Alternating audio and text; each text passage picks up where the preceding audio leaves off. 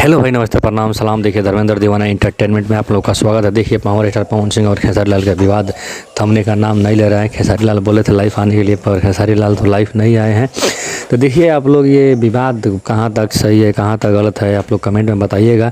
पर कल्लू बोले हैं कि देखिए, सबसे पहले पवन सिंह का गाना बॉलीवुड से आया है, तो उस पर खेसारी लाल ने बोले कौन सी बड़ा काम कर दिए, कौन सी बड़ा भोजपुरी के लिए कोई मान सम्मान नहीं है, नहीं बढ़ा है। तो ये खेसारी लाल को लग रहा है सीधे सीधी जलन हो रहा है। ठीक है, कल्लू बोले हैं कि बस आज जब गाना आया है तो मिलजुल के आप लोग साथ में एंजॉय कीजिए। अच्छा है, भोजपुरी इंडस्ट्री आगे बढ़ रहा है, बड़ा हो रहा है।